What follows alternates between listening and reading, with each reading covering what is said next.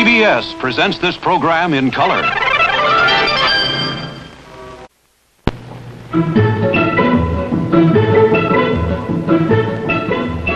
One of these ladies has been married for more than 10 years, is over 30 years old, yet for several months posed successfully as a 16-year-old high school student.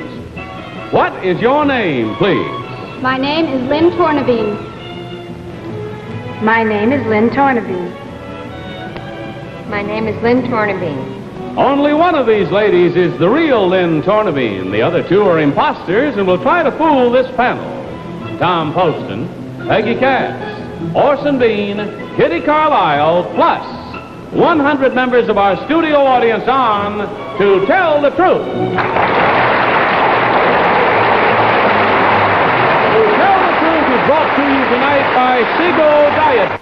24 delicious flavors for helping you find the joy of a slender figure.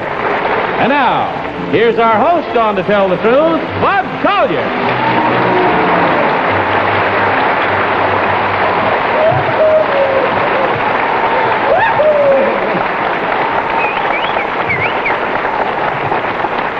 Thank you very much, and good evening and welcome to our last program in the nighttime series of To Tell the Truth. I would like, however, to remind everyone that the panel and I will continue to be with you every afternoon in color on CBS. Our daytime programs bring you new and interesting challengers, and in every way, I'm sure you'll find it a lot of fun. And for a modest fee, we'll come to your house. Again tonight, we're going to give that group of 100 persons in our studio audience a chance to vote electronically every time we play a game on To Tell the Truth. So audience, stay alert, locate those voting machines, and get ready with them. And panel, if you will, please open up that first envelope and follow along with me.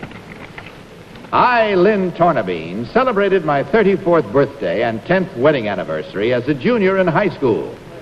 I decided that in order to write an intelligent book about teenagers, I had to live their life and examine their world from the inside. Dressed as a typical teenager with my hair cut in bangs and hidden behind a pair of fake eyeglasses, I registered in the 11th grade.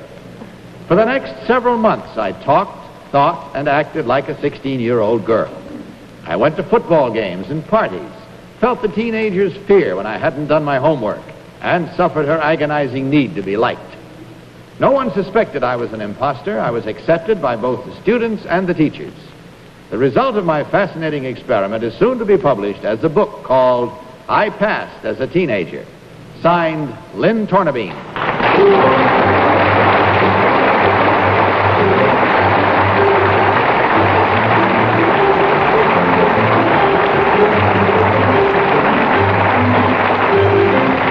So, panel, these three ladies all claim to be Lynn Tornabene. We'll start the questioning with the star of the Broadway hit musical, Elia Darling, Orson Bean. Thank you. Number 3, what is the incidence of things like illicit reading of copies of Superman behind geography books and things like that? Does it still go on in school today? True Story magazine, I think. Things have moved up, yeah. And True Story's a little gamey compared to what it was when I was a kid. Well, things move on, I suppose. Number 1, how about things like smoking bananas and that sort of thing? Is that what it's on? Not so much. Kumquats, maybe a pineapple or two, nothing. I see that. All right, number 2, is it true that all teenage girls want to be liked?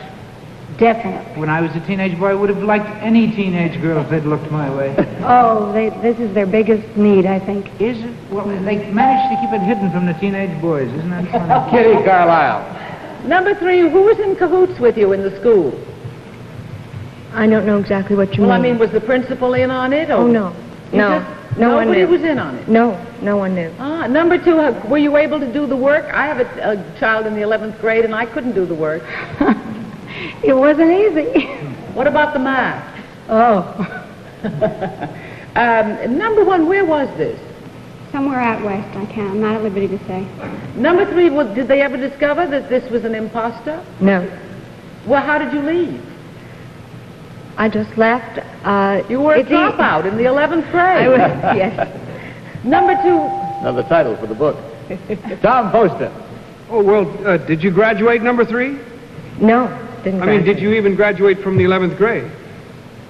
You mean this time around? Well, let me ask, number 1, how long were you registered in school as a teenager? I can't say that either. Okay. Number 2, have you written other books? Yes. What was the title? What's a Jewish Girl? That's why I recognize the name. I love that book. I want to ask you questions about that. Number 3, what about dating? Did you go out on dates? Not very many. Let me ask number 1, where did you say you lived when you registered in the school? Did you say you lived with your folks or? No, I was with a guardian. And that was your husband? No. Did I understand you to say you have a child?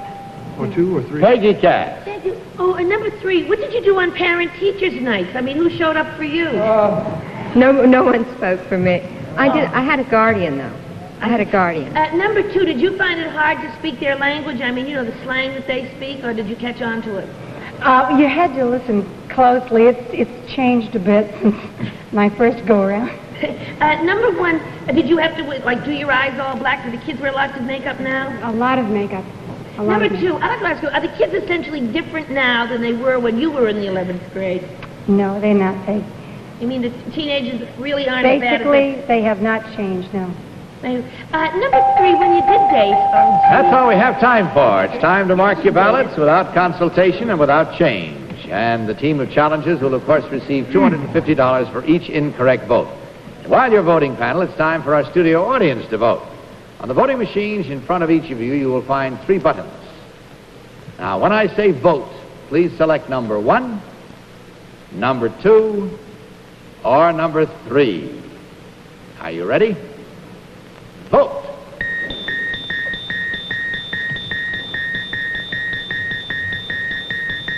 Well, your votes have been registered. Now let's find out how our panelists voted. Tom, for whom did you vote? I voted for that first little minute up there. She's tiny, and I think that would help. And she appears to be quiet. I think that might help her, too. I forgot what the one said who said she dated, but I think that would be a risk with a husband. Peggy Cass. Might not be bad with teenage boys, you never can tell. I voted for number 3, because she has one of those faces that has wide bones and everything, and they never get wrinkles, so she could pass as young. Orson. I was forced to vote for number 2 because she looks as if she could go back to the 11th grade, even in the same school, and fool them again. Kitty Carlisle. I think they could all fool him, but I voted for number 3 because she said she didn't date very much, and I think that's safer. Very well, we'll find out now who got the most votes from our studio audience. Our audience voted for number 2. So let's find out now which of these ladies, in truth, is Lynn Tornabene. Will the real Lynn Tornabene please stand up?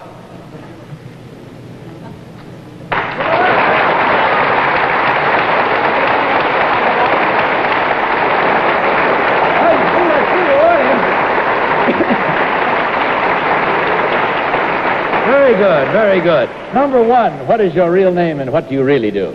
My name is Judy Siegel. I'm a housewife from Baldwin, Long Island, and I have 2 children.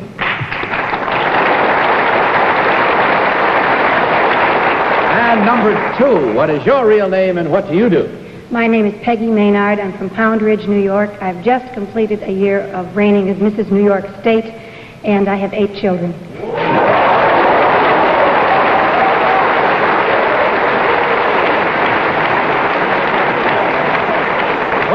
Checking the score, we find that there were 2 incorrect votes from our panel and 1 incorrect vote from our studio audience. At 3 times $250 for a total of $750, ladies. Thank you for gracing our show. Good night and God bless you.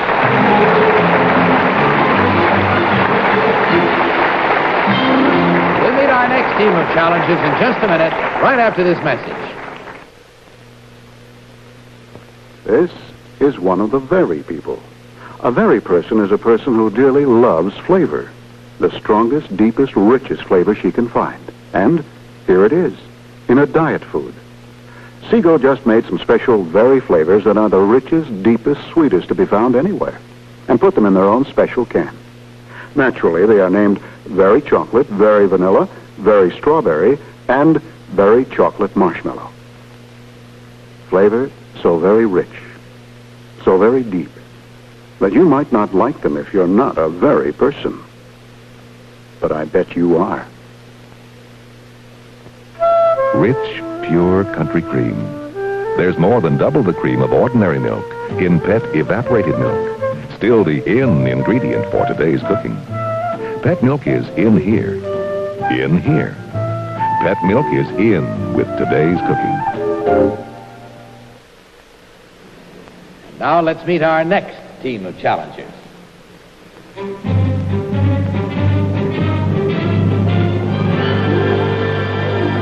What is your name, please? My name is Jesse Roper Mohorovic. My name is Jesse Roper Mohorovic. My name is Jesse Roper Mohorovic. Follow along again with your copies of this one, if you will, panel. I, Jesse Roper Mohorovic, have just received my commission as an ensign in the United States Navy. This marks the latest episode in a life always curiously connected with the sea. It all started during World War II, when the Farrell Line's ship, City of New York, on which my mother was a passenger, was torpedoed 25 miles off the coast of North Carolina by a Nazi submarine. Mother made it to a lifeboat just in time to give birth to a baby, me. Despite the cold weather, I was kept warm, swaddled in a woman passenger's turban. 24 hours later, we were rescued by the destroyer USS Jesse Roper. In gratitude, my mother named me after the ship. As soon as I was old enough, the president of the steamship line paid part of my way through college, and after graduation gave me a job. Soon, I hope to go to sea as a naval officer, concluding the strange chain of events which began that cold March night when I became, as far as I know, the only person in history to be born in a lifeboat. Signed, Jesse Roper Mohorovic, Ensign, United States Navy.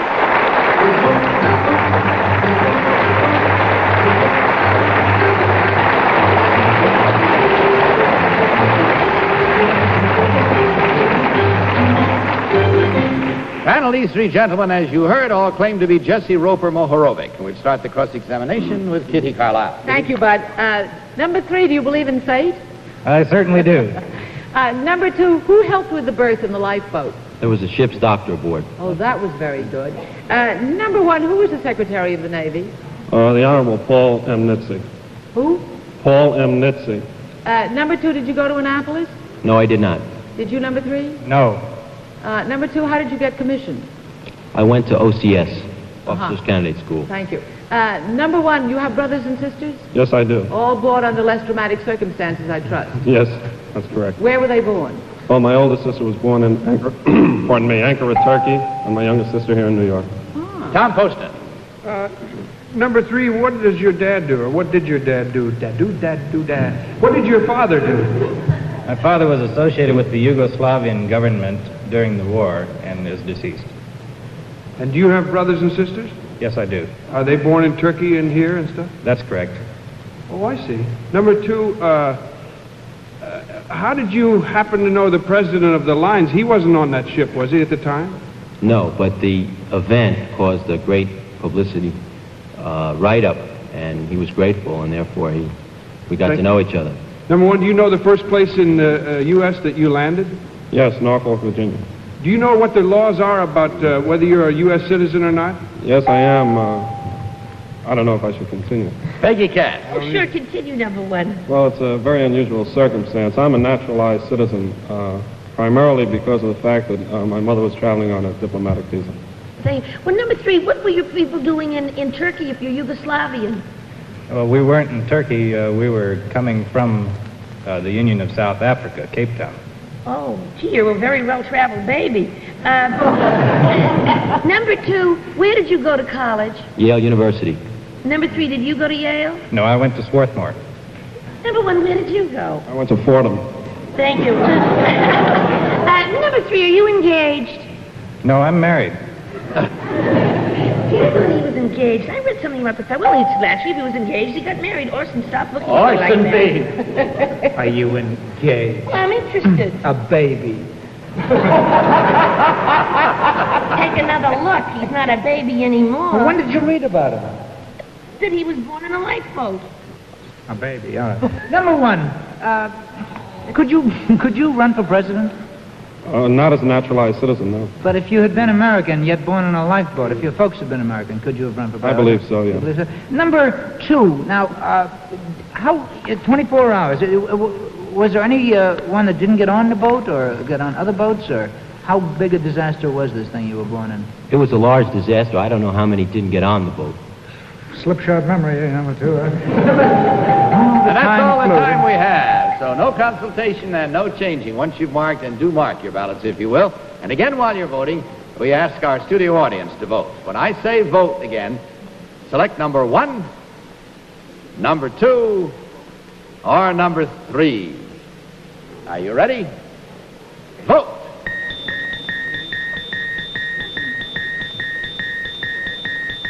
Your votes have been registered. We'll see how the panel voted. Tom, for whom did you vote? Wait a minute. Once again, I voted for number 1. Not because he looked like he could pass as a teenager, of course, but I believed him when he said those things about his family being born in Turkey and here, and I think it's number 1. Peggy. I have deduced it as number 1. At last I've done it right.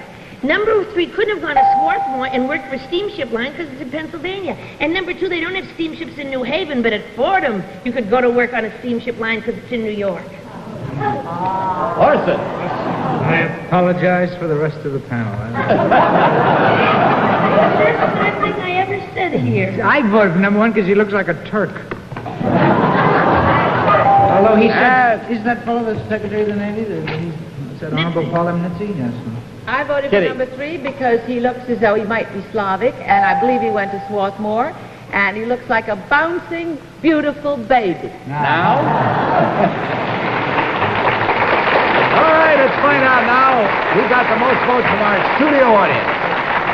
Our studio audience voted for number 1. Very well, let's learn now which of these gentlemen, in truth, is Jesse Roper Mohorovic. Will the real Jesse Roper Mohorovic please stand up?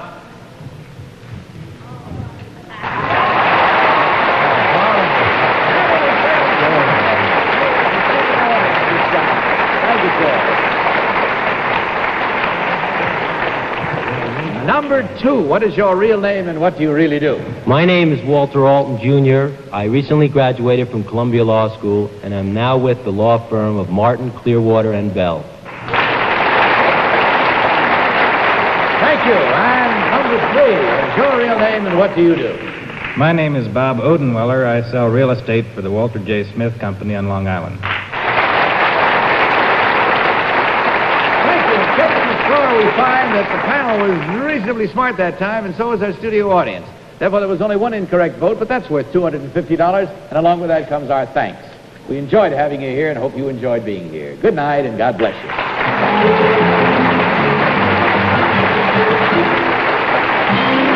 We'll be back with our next team and play another game in a minute, but now listen to this.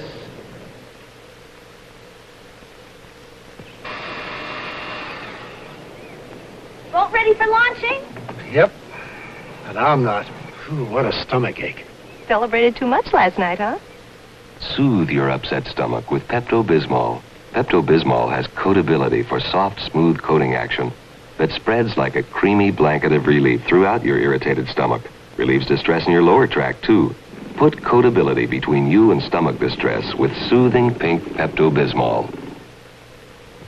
Too much sun is no fun. Help! I'm on fire! Unguentine to the rescue. Get fast, temporary relief. Unguentine stops sunburn pain cold.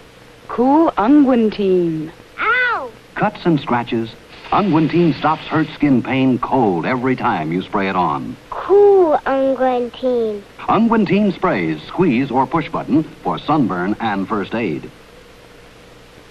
And now let's meet our 3rd team of challengers.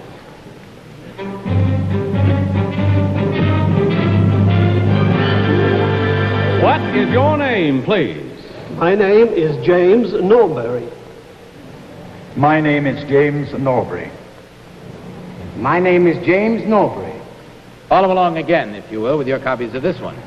I, James Norbury, am an expert in the art of hand knitting. For 7 years, I taught knitting on British television. I have written 10 books on the subject, including the authoritative Encyclopedia of Knitting.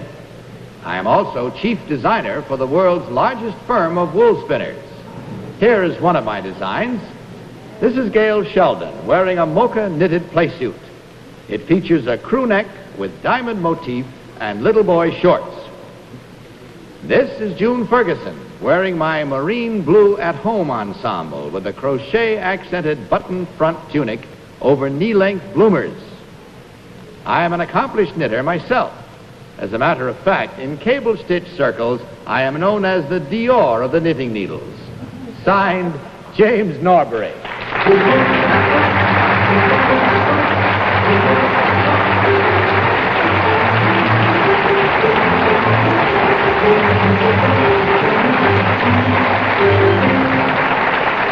Very well, panel. These three gentlemen all claim to be one James Norbury. We'll start with Peggy Cass. Peggy? Thank you. Number 3, do you cast on by hand or by needle? I cast on by hand. Thank you. Number 2, what is the difference between knit and purl? Knitting is done with the wool at the front of the work and purling with wool at the back of the work. Thank you. Number 1, how much wool to a skein? Oh, about 1 ounce. Thank you. Number 2, were you to knit a skirt, would you do it on 2 straight needles or 1 long round needle? I should do it on 2 straight needles. Oh, I do it on 1 round needle. Orson B. My great aunt used to knit profiles of Conrad Nagel on wrappers. Number 2, do you ever do any pictures or just designs like that? I just design. Just design, well, that's a pity. Number 3, who is Madame Lafarge? Madame Lafarge is a designer in Paris. Designer in Paris. In Paris. I guess she is, yes. Number 1, how long was your show on in England? Approximately 7 years. You had a big following, did you? People tuned in next week to see how it came out or what? I really wouldn't know. I think so, yes. Yes? Well, number 2, did you give instructions? Oh, the time went like Kitty wild. Carlisle. Number 3, it says here you're a champion knitter. Do you ever knit, like in public, for instance, if you're on an airplane or something to pass the time? And what do the people think when they see you doing it? Well, I don't care what they think, but if they ask me questions about it, I tell them the truth, that men were the first knitters. The shepherds were knitters, and they used to knit their hats. Well, good for you. I approve of that. Number 1, do you agree with that when you purl, the thread is in the back of the needle? Yes, I agree with that. You do. Number 3, what is the largest woman's magazine dedicated to knitting in England? A woman's own. Number 2, what is the women's home industries? Tom Poston. Number 2, do you ever help out factories with their knitting? No. Well, number 1, do you? No, never. Pardon me? Never. Number 3, may I ask you, as an individual knitter, would factories be able to turn out either one of these garments? No, they wouldn't. I actually have no competition at all. I work for the largest wool spinners in the world. They are in Darlington, Yorkshire. The name is Peyton and Baldwin. And that's all the time we have. Much time more for you now to knit 1 and purl 2 with your reasons and your votes. So mark your ballots at once. No change and no consultation. And of course, again, while you're voting, panel, our studio audience will be asked to vote as well. So again, when I say vote, will you select button number 1, number 2, or number 3? Are you ready? Vote!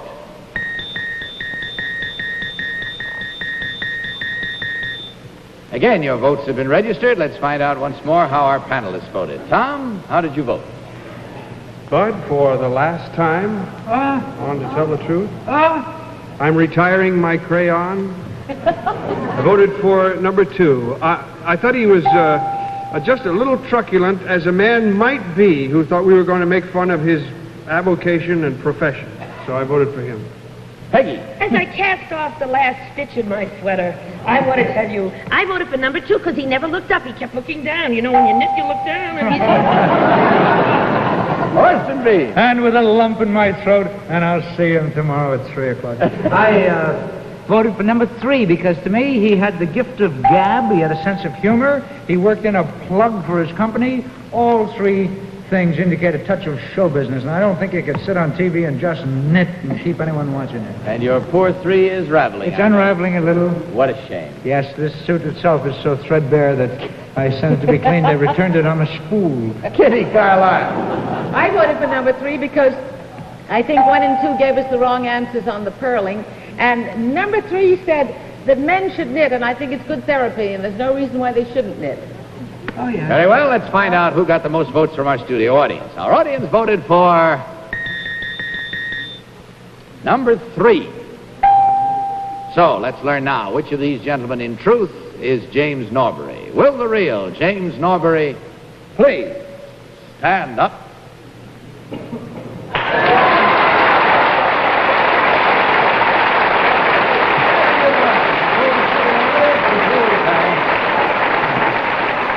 Very good. Number 1, what is your real name and what do you really do? My name is John Hogg, and I'm the chief accountant for United Nations Children's Fund, UNICEF. Number 3, what is your real name and what do you do? My name is Roy Dexter, and I am an expert in the art of yoga.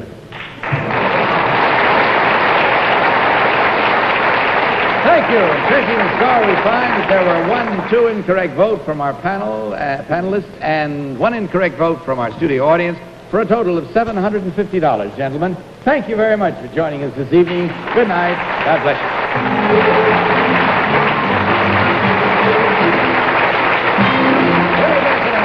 But right now, this important message.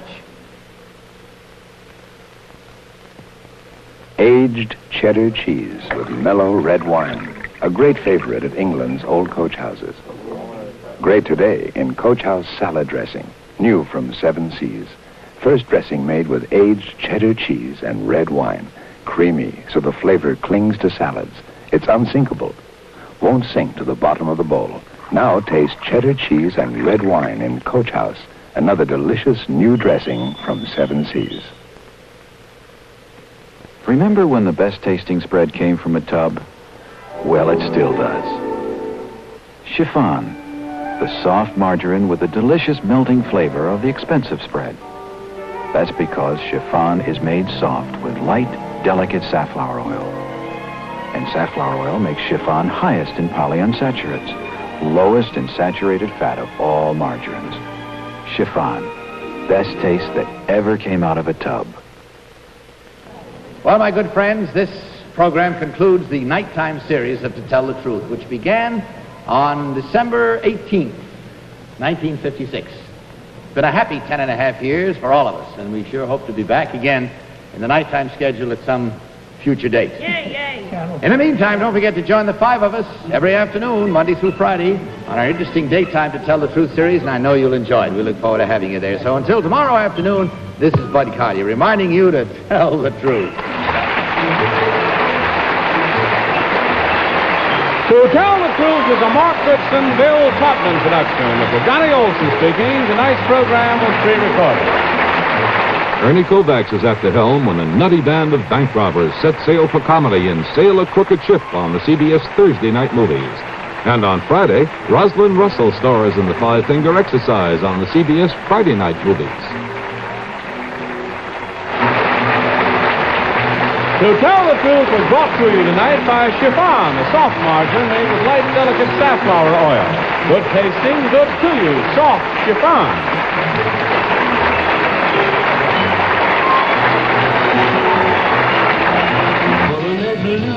Coronet Blue, 2 words that trigger the ultimate in suspense for a man without a memory.